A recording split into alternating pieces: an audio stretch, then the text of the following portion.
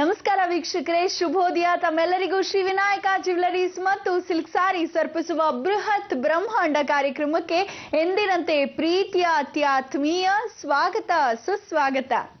ಹಣ್ಣುಗಳಿಂದ ತುಂಬಿದ ಗಿಡವು ಎಂದೆಂದಿಗೂ ಬಾಗಿರುತ್ತದೆ ಭೂಮಿಯೆಡೆಗೆ. ಅದರ ಒಂದು ವಿನಯತೆಯನ್ನ ನಾವು ತಿಳ್ಕೊಂಡ್ರಷ್ಟೇ ಮಹಾನ್ ವ್ಯಕ್ತಿಗಳಾಗೋದಕ್ಕೆ ಸಾಧ್ಯ ಅಂತ ಹೇಳಿದವರು ರಾಮಕೃಷ್ಣ ಪರಮಹಂಸರು. ಅವರ ಈ ಒಂದು ನುಡಿಗೆ ನಮ್ಮ ಈ ಕಾರ್ಯಕ್ರಮವನ್ನ ಪ್ರಾರಂಭಿಸೋಣ.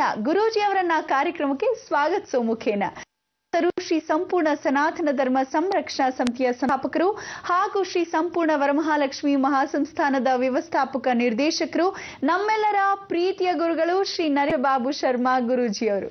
ಗುರುಜಿ ನಮಸ್ಕಾರ. ನಿಮಗೆ ಬೃಹತ್ ಬ್ರಹ್ಮಾಂಡ ಕಾರ್ಯಕ್ರಮಕ್ಕೆ ಪ್ರೀತಿಯ ಸ್ವಾಗತ ಗುರುಜಿ. ಗುರುಜಿ, ಇವತ್ತು ಸೋಮವಾರ, ಹಾಗಾಗಿ ಏನಾದ್ರೂ ವಿಶೇಷ ಮಾಹಿತಿಯನ್ನ ತಂದೇ ಇರ್ತೀರಾ ಎಂದಿನಂತೆ ಅಂತ ಗೊತ್ತು. ಇವತ್ತೇನು ತಿಳಿಸ್ಕೊಡ್ತಿದ್ದೀರಾ ನಮ್ಮೆಲ್ಲರಿಗೂ? ಎಲ್ಲ ವೀಕ್ಷಕ ಬಾಂಧವರಿಗೆ ಪರಿಪೂರ್ಣವಾದ ಸ್ವಾಗತ. ನಿಮ್ಮೆಲ್ಲರ ಬ್ರಹ್ಮಾಂಡ ಲೋಕದಲ್ಲೇ ಇವತ್ತಿನ ದಿವಸ ಸೋಮವಾರ ಅಂತ ಪ್ರತಿದಿನ ಪ್ರತಿ ವಾರದಲ್ಲಿ ನಾವು ಸೋಮವಾರ ಬಂದೇ ಬರುತ್ತೆ. ಸೋಮವಾರ ಚಂದ್ರನ ವಾರ ಕರಿತೀವಿ. ಚಂದ್ರನ ವಾರ ಅಂದರೆ ಮೊನ್ನೆ ತಾನೇ ಆಗಿರ್ತಕ್ಕಂಥ ಗ್ರಹಣದಲ್ಲಿ ನಿಮ್ಮಲ್ಲಿ ಇರತಕ್ಕಂಥ ಆತಂಕಗಳು ಹೆಚ್ಚಾಗ್ತಾ ಹೋಗುತ್ತೆ. ಮನಸ್ಥಿತಿಗಳು ಪರಿವರ್ತನೆ ಆಗ್ತಾ ಇರುತ್ತೆ. ಮನಸ್ತಾಪಗಳು ಹೆಚ್ಚಾಗ್ತಾ ಹೋಗುತ್ತೆ. ಜೀವನದಲ್ಲಿ ರೇಖೆಗಳು ಬದಲಾಗ್ತಾ ಹೋಗುತ್ತೆ. ಹಣೆಯ ಬರಹ ಭಗವಂತನ ನಿಷ್ಠಾನದಲ್ಲಿ ಕಾಲಾಯ ತಸ್ಮೈ ನಮಃ ಅಂತ ಕಾಲಕ್ಕೆ ತಕ್ಕಂತೆ ತಿರುಗ್ತಾ ಇರುತ್ತೆ. ಅದಕ್ಕೆ ಒಬ್ಬೊಬ್ಬರ ಗ್ರಹಗತಿಗಳು ಹೇಗಿರುತ್ತೆ ಚಂದ್ರನಿಂದ ಅಂತಕ್ಕಂಥ ಒಂದು ಮನಸ್ಸು ಬಗ್ಗೆ ಇವತ್ತು ಬಹಳ ವಿಶ್ಲೇಷಣವಾಗಿ ಮಾತಾಡ್ತಕ್ಕಂಥ ಅವಕಾಶ. ಇದರಲ್ಲಿ ಈ ಒಂದು ವಿಶೇಷ ಸೂಚನೆ ಜೊತೆಗೆ ನಿಮ್ಮೆಲ್ಲರಿಗೂ ಒಂದು ರೀತಿಯಾದ ಸಂತೋಷವಾತನ ಅಂತ ಇಟ್ಕೊಳ್ಳೋಣ. ಆದರೂ ಸಹ ಪ್ರಕೃತಿಯ ಪ್ರಳಯದಲ್ಲಿ ವಿಚಾರಗಳು ಒಂದಷ್ಟು ಹೇಳಬೇಕು ಬೇಡ ಅಂತಕ್ಕಂಥದ್ದು. ಜೀವನದ ರಹದಲ್ಲಿ ಭೂಮಿ ಯಾವ ಕಾಲಕ್ಕೂ ಪರಿಪೂರ್ಣವಾಗಿ ನಾಶವಾಗಿ ಹೋಗೋದು ಅಂದರೆ ಕಲಿಯುಗದ ಭೂಮಿನೇ ನಾಶವಾಗಿ ಹೋಗೋದು 1222 ವರ್ಷಗಳ ಕಾಲದಲ್ಲಿ ಒಮ್ಮೆ ಅಂತ ಹೇಳ್ತೆ. ಅಂದರೆ ಆವಾಗ ಮೂಲತಃ ಏನು ಸೃಷ್ಟಿಯಾಗತ್ತೆ, ಮತ್ತೆ ನಾಶವಾಗತ್ತೆ, ಮತ್ತೆ ಸೃಷ್ಟಿಯಾಗತ್ತೆ, ಲಯವಾಗತ್ತೆ. ಹಾಗೆ ನಮ್ಮಲ್ಲಿ ಆಗತಕ್ಕಂಥ ಈ ಅನಾಹುತಗಳಲ್ಲಿ 1222 ವರ್ಷಗಳಂತಂದರೆ ಎಷ್ಟು ಸಾವಿರಕ್ಕೆ ಒಂದು ದೇವಾಲಯ ನಿರ್ಮಾಣ ಕಾರ್ಯವಾಗುತ್ತೋ.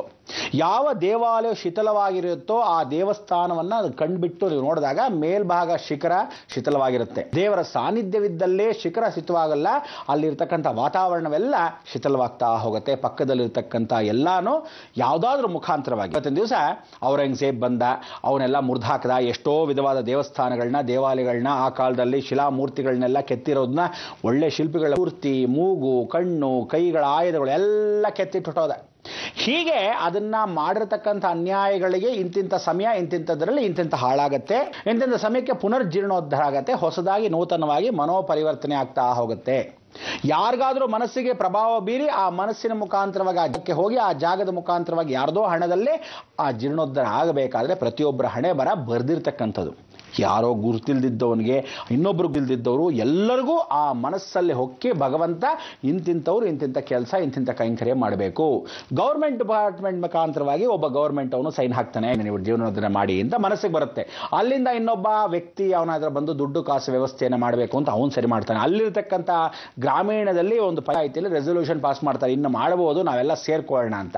ಹೀಗೆ ಒಬ್ಬೊಬ್ಬರು ಮನಸ್ಸಿಗೂ ಒಂದೇ ರೀತಿಯಾದ ಭಾವನೆ ಬರಕ್ಕಾದ್ರೆ ಭಗವಂತನ ಕಷ್ಟಾನುಷ್ಠಾನದಲ್ಲಿ ಅವನು ಮಾಡಿರತಕ್ಕಂಥ ಶಕ್ತಿಯಲ್ಲಿ ಸೃಷ್ಟಿಯ ಮೂಲ ಯಾವತ್ತು ಶಿಥಿಲವೋ ಯಾವತ್ತು ಪುನರ್ಜೀರ್ಣೋದ್ಧಾರವೋ ಅವನೇ ಬಲ್ಲ. ಅದಕ್ಕೆ ಇಂಥ ಒಂದು ವಿಷಯವಾಗಿರ್ತಕ್ಕಂಥ ಸೂಚನೆ ನಿಮಗೆ ಕೊಡ್ತಾ ಇದ್ದೀನಿ. 2012 ಅಂದರೆ ಇನ್ನೇನು ಕೇವಲ ಇದು ಡಿಸೆಂಬರ್ ಬಂದೇ ಬಿಡ್ತು. 2012ಕ್ಕೆ ಪ್ರಕೃತಿಯ ಪ್ರಳಯ ಅಂತಕ್ಕಂಥದ್ದು ಪೂರ್ತಿ ಭೂಮಿ ಹೋಗೋದಂತಲ್ಲ, ಪ್ರಕೃತಿಯ ಪ್ರಳಯ ಅಲ್ವಾ. 2012ರಿಂದ 2018 ಎಲ್ಲ ಜನಗಳ ಆಗು ಹೀಗೂ ಈಗ ಹೋಗು ಅಂತಕ್ಕಂಥ ವಿಚಾರಗಳೆಲ್ಲರಿಗೂ ಮೃತ್ಯುಗಳು ನಡೀತಾ ಹೋಗುತ್ತೆ. ಯಾವ್ಯಾವ ರೀತಿ ಹೇಗೆ ನಡೆಯುತ್ತೆ ಅಂದರೆ ಒಂದೊಂದಾಗಿ ಇಬ್ಬಿಬ್ಬರಾಗಿ 3 ಜನ ಹೋಗಲ್ಲ, ಹೋಲ್ಸೇಲಾಗಿ ಹೋಗ್ತಾ ಇರ್ತಾರೆ. 2012ರಿಂದ 2032 ನಮ್ಮಲ್ಲಿರ್ತಕ್ಕಂಥ ರಾಮರಾಜ್ಯ ಅಂತ ಏನು ಕರಿತೀವಿ, 2032ಕ್ಕೆ ವಿಶೇಷವಾಗಿ ಭೂಮಿನೇ ವಿನಾಶ. ಆ ಸಮಯದವರೆಗೂ ಸತ್ಯಯುಗಕ್ಕೆ ಕಾಲಿಡಬೇಕಾದ್ರೆ ಸೂರ್ಯನಾರಾಯಣ ಬರ್ತಾನೆ. ಆಗ ಎಷ್ಟು ಜನ ದುಷ್ಟ ಸಂಹಾರವಾಗಿರ್ತಾರೋ, ಎಷ್ಟು ಜನ ಪಾಪಕರ್ಮಗಳು ಹೋಗಿರ್ತಾರೋ, ಯಾರ್ಯಾರು ದೌರ್ಜನ್ಯ ಮಾಡಿರ್ತಾರೋ ಅವ್ರದೆಲ್ಲ ವಿನಾಶಗಳು. ಅದಕ್ಕೆ ವಿನಾಶಲೇ ವಿಪರೀತ ಬುದ್ಧಿ ಅಂತ. 2012ರಿಂದ 2018 ಬಂದಿರತಕ್ಕಂಥ ವಿಚಾರ ಏನು ಅಂದರೆ ಭಯಭೀತರಾಗ್ತಕ್ಕಂಥ ಅವಕಾಶಗಳು. ಆ ಭಯ ಬರಬೇಕು ಅಂದರೆ ಕುಜನು ಸಾಕ್ಷಾತ್ ಶನಿ ಜೊತೆ ಕೂತ್ಕೊಂಡು ತುಲಾರಾಶಿಯಲ್ಲಿ ಭಯವನ್ನು ಉಂಟು ಮಾಡಿಸ್ತಾನಂತೆ. ಭಯಂಕರವಾಗಿ ಭಯ ಅಂದರೆ ಏನೋ ಎಲ್ಲರಿಗೂ ಭೀತಿ, ಅಯ್ಯೋ ನಾನೆಲ್ಲ ಹೋಗ್ಬಿಡು, ನಾನು ಹೇಗೆ ಹೋಗ್ಬಿಡ್ತೀನೋ ಅಂತ. ಇದರೆಲ್ಲ ಕಾಪಾಡೋ ಭಗವಂತನಿಗೆ ನಾವುಗಳ ಕರ್ಮದ ವಿಶೇಷವಾಗಿರ್ತಕ್ಕಂಥ ಪ್ರತಿಫಲವನ್ನು ಪರಿವರ್ತನೆ ಮಾಡ್ಕೋಬೇಕು. ಅದಕ್ಕೆ ಇಂಥ ಒಂದು ಪ್ರತಿಫಲಕ್ಕೆ ನೀವೆಲ್ಲ ಕಾಶಿ ಯಾತ್ರೆಗೆ ಹೋದರೆ ಸಾಕಂತೆ. ಒಂದೊಂದು ವಿಶೇಷವಾಗಿರ್ತಕ್ಕಂಥ ಅನುಗುಣ ಒಬ್ಬ ಮನುಷ್ಯನಿಗೆ ಹೆಣವನ್ನು ನೋಡ್ತಾ ಇದ್ದಾಗ ಅಯ್ಯೋ ಅನ್ಸತ್ತಂತೆ.